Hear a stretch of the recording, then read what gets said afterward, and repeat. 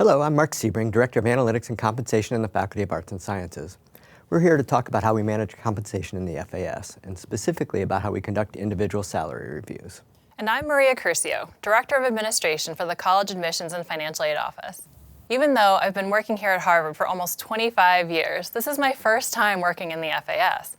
How long does it take to understand how FAS manages compensation? Oh, I don't think very long at all, Maria. Let's start with the FAS compensation philosophy. So FAS senior leadership, which includes the administrative deans of the division, together with the FAS dean, developed this philosophy with the goal of attracting and retaining strong employees. And this philosophy has been guiding our approach to staff compensation for almost 10 years now. We often think about how to attract and recruit great candidates for open positions, but it's great to hear that FAS also thinks about how to retain the wonderful staff who are already here. Yes, and for new and current staff, FAS strives to pay staff salaries that are competitive with local salaries and wages, as well as with the rest of Harvard, within, of course, the financial constraints of the FAS. The idea is to pay salaries that are fair and consistent across all FAS divisions, departments, job functions, and salary grade levels. And the way we do this is by providing FAS managers with strategic compensation analyses that they can use to make equitable and consistent base salary decisions. Strategic compensation analyses. What are those? FAS HR analyzes Harvard-wide salary data by job to determine an appropriate base salary range for each employee, as compared to all other employees at Harvard performing comparable work. This enables us to determine a relevant range for each employee's salary.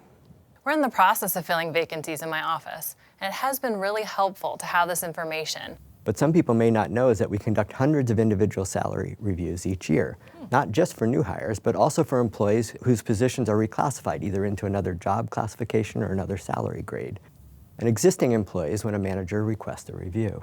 That's great that there are opportunities to reassess compensation for existing employees as needed. How do you do these analyses, and what are they based on? Well, first, we review the base salaries for all current employees performing the same job. Specifically, we conduct an analysis to determine kind of a best fit model for that job based on looking at all employees based on 4 different criteria: experience, education, seniority at Harvard and at their grade level, as well as whether they manage people or not. And then we apply this model to the individual in question to provide managers with a relevant salary range for that employee based on how all other employees in that job are currently paid, both across the FAS and across Harvard. I see. So the relevant range is based on an individual's background and experience for that job. Tell me more about the difference between the relevant range and the Harvard-wide salary ranges. Sure, Maria. Let's take a closer look at the different ranges. So here's a good example. The salary range for all grade 57 positions at Harvard starts at $66,400 and goes up to a maximum of $111,600. That's a wide range, and it leads to a lot of questions. When I talk to people outside of Harvard, they are hoping to be hired at the high end. And yet within Harvard, I often hear people say that individuals are brought in at the low end of the range because they're a new employee. Yes, that's the question we've heard time and again from managers, is how do I decide where to pay a new employee within this range? Shouldn't we just pay them close to whatever the last person in the job was paid because that's how much money we have in our budget? Nope, that shouldn't be the basis for your salary decision. In fact, the best strategy for paying a new employee fairly and equitably is to identify within the general Harvard salary range what we are paying others with similar experience, education, and people management responsibilities. To do that, we analyze the actual salaries paid to all Harvard employees performing that job, that is, all Harvard employees, including FAS employees, in the same job code, using the factors that I mentioned earlier. And that helps define the relevant range, right? Right.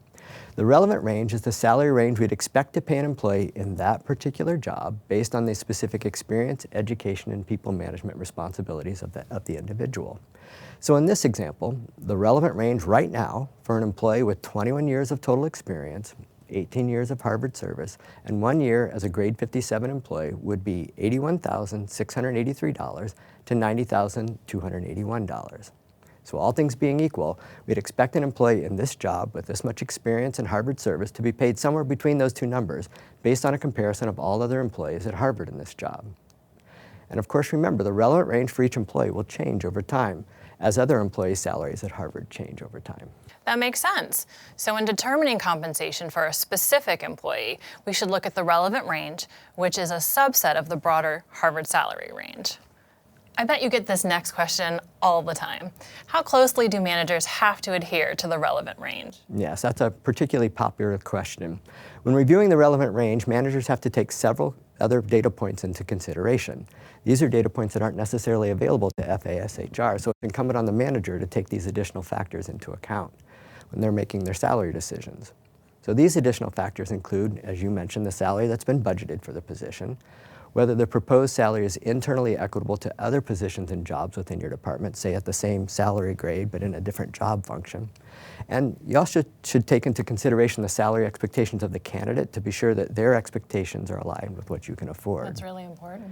And I think it's always important for managers to keep in mind the total compensation value of the salary offer by being aware of and pointing out the additional value of Harvard's generous benefits and paid time off policies. So in addition to the salary, we should take into account factors specific to our office and the particular candidate or employee. Yes, and remember your HR consultant is there to help you talk through all these things when you're making a salary decision. Thanks, Mark. I appreciate you taking the time to talk me through the FAS salary review process. Now, if I have some more questions, who should I contact? Well, Maria, you can contact me, or you can feel free to reach out to your HR consultant.